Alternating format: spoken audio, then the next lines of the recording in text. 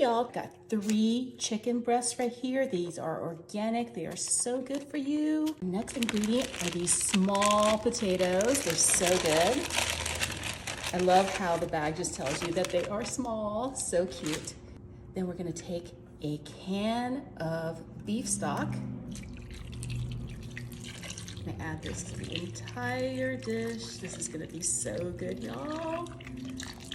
Such an easy dinner to make for the family. And then I've got this Lipton soup mix. I've already opened it up. Put that all over the top, just like that. And some Montreal steak seasoning. I'm not really gonna measure this, but you can just add however much you want. I would say a good couple of teaspoons, I think, would be great. Then I'm gonna be adding these sliced onions, but actually they're like wedges. So you just go ahead and break up the wedges. Just put that in here like that. Such a simple dinner. You can set this during lunch and then forget it. Come back at dinner. It's gonna be all ready to go. Gonna give everything a really good mix. Make sure that all those ingredients get combined.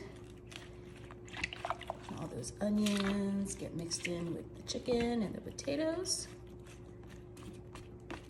Like that. We'll be adding these petite carrots. I guess that's what they're calling baby carrots these days. You can go ahead and add the whole bag of these. We're just gonna add a little bit more of that steak seasoning on top of everything.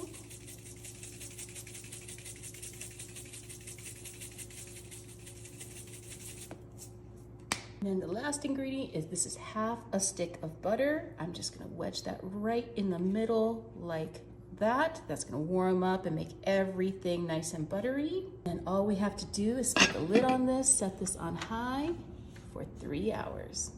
Wow, it is so steamy and it smells amazing. I'm gonna give this a quick stir.